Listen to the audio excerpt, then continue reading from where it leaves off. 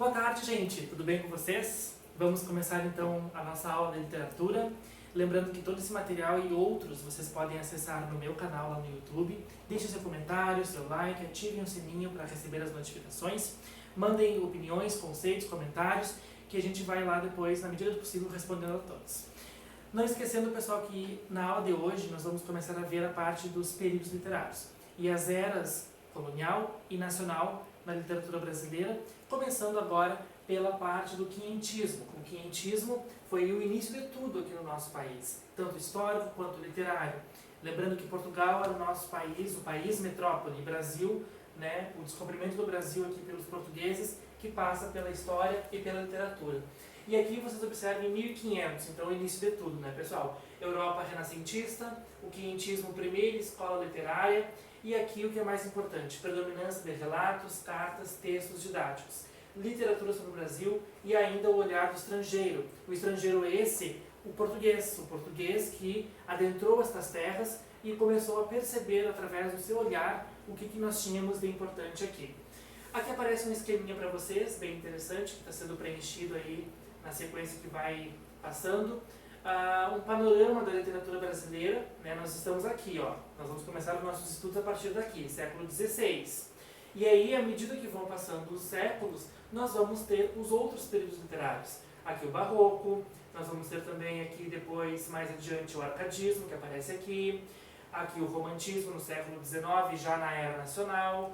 Depois o Realismo, Naturalismo e, na sequência, todos os outros períodos. Aqui, a literatura é bem parecida com a história, segue uma sequência histórica literária através dos séculos. Tá bem? No próximo slide, agora, nós vamos ver as referências históricas que fazem uma referência ali ao quinhentismo no Brasil. O capitalismo mercantil e as grandes navegações muito por parte de Portugal e Espanha, que eram os países europeus pioneiros nessas grandes navegações, iam até as Índias e a região do Oriente para buscar as especiarias. E numa dessas navegações acabaram encontrando o famoso Monte Pascal, que recebeu diversos nomes, até receber o nome de Brasil para o nosso país. O auge do Renascimento, a revolução nas artes, na cultura, nas ciências na Europa nesse século, ruptura na Igreja, a Reforma, a Contra-Reforma e os tribunais de Inquisição, isso tudo na Europa, e a colonização do Brasil a partir de 1530 e também a partir dessa data aqui, 1549, 1550, a chegada dos padres jesuítas com o objetivo de catequizar os índios aqui no país. Aqui nós temos algumas informações para passar para vocês. Observem a literatura sobre o Brasil, visão estrangeira, tá? Essa visão estrangeira por parte do português ali. Aqui tem várias informações, pessoal, para resumir para vocês. Esses cronistas, esses viajantes, eles buscavam essas informações aqui no nosso país e tinham a intenção de levar todas elas para quem? Para Portugal, para o rei de Portugal, Dom Manuel, que através dessas informações mandavam as expedições para cá para a questão da exploração e também da catequização dos povos indígenas. No próximo slide, aparece para vocês aqui algumas características dessa época da literatura informativa. A literatura informativa diz respeito às cartas. Então, os textos eram de forma descritiva, linguagem simples, uso exagerado de adjetivos empregados, quase sempre no superlativo, exaltação da nova terra, o Brasil. E os autores de destaque, nós temos aqui o Pero Vaz de Caminha, que é o principal deles, que é autor da famosa carta, que é considerada a certidão de nascimento do nosso país. Que na sequência aqui aparece para vocês um pouco mais de informação sobre essa carta. Essa carta é considerada a certidão de nascimento, onde relatava ao rei de Portugal a descoberta da terra de Vera Cruz, que foi um dos nomes que recebeu o nosso país. Também ela foi escrita para o rei de Portugal. Caminha nunca soube da repercussão de sua missão, né? A sua missiva, digamos assim, porque ele morreu e essa questão aí da missão dele, ele acabou nunca sabendo da repercussão. O que é mais importante também de destacar nessa carta, gente, é que essa carta e todo esse processo promoveu o choque cultural entre as culturas, entre a cultura de Portugal, os portugueses, os europeus, e a cultura dos indígenas encontradas aqui. Nós vamos ter também mais algumas características, né? A carta tem 27 páginas e ela tornou-se pública no século XIX, em 1827. Aspecto literário, descrição com recursos líricos, tá? O aspecto histórico, documento oficial sobre o Brasil.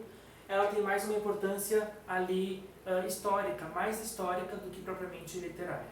Então a gente pode dizer com toda certeza que o quinhentismo tem mais características históricas do que literárias.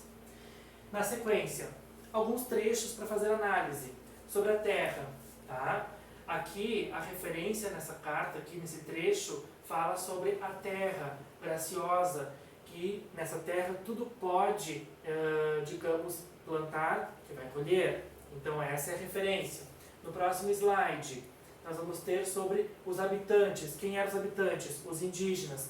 Como era a feição deles? Pardos, avermelhados, bons rostos, bons narizes, bem feitos. Então nós temos aí a questão da aparência que os portugueses viram quando se depararam com os índios aqui. Na próxima análise, no próximo slide, o estranhamento, que foi o que eu falei para vocês. Né? Então aqui, mostraram-lhes um papagaio pardo que o capitão traz consigo. Então para os índios isso era uma coisa estranha. Assim como quando os portugueses avistaram os índios nus, pelados, como vieram ao mundo, também foi uma questão de estranhamento. Isso era questão de cultura. Os indígenas viviam assim, os portugueses viviam de outra maneira. Então houve um choque de culturas. No próximo slide, as intenções dos europeus. Que intenções eram essas? Aqui aparece uma, a questão da exploração. Vamos ver o que diz aqui, onde fala em ouro e prata. Aqui, achavam que o Brasil tinha essas riquezas. Mas outras riquezas que eles encontraram aqui, a vegetação, o clima, a hidrografia, os habitantes, a árvore símbolo do Brasil, o pau-brasil, que também foi amplamente explorada no início do século XVI aqui no país. Então aqui havia a intenção dos europeus na exploração. No próximo slide, a influência do catolicismo, a influência religiosa. Então nós temos aqui, salvar esta gente. Salvar esta gente seria salvar os índios das crendices deles e convertê-los para a fé católica, que foi um dos fatores para a vinda dos jesuítas aqui para o Brasil. Na sequência, que é o que nós vamos comentar agora, a literatura dos jesuítas, que chegaram aqui por volta de 1550. Esta literatura compõe-se de poesias de devoção, teatros de caráter pedagógico e religioso, baseado em textos bíblicos e cartas que informavam o andamento dos trabalhos na colônia. Então, os padres jesuítas, eles também tiveram essa influência aqui no Brasil, principalmente em usar o teatro, que foi uma arma muito importante para eles conseguirem chegar até os indígenas.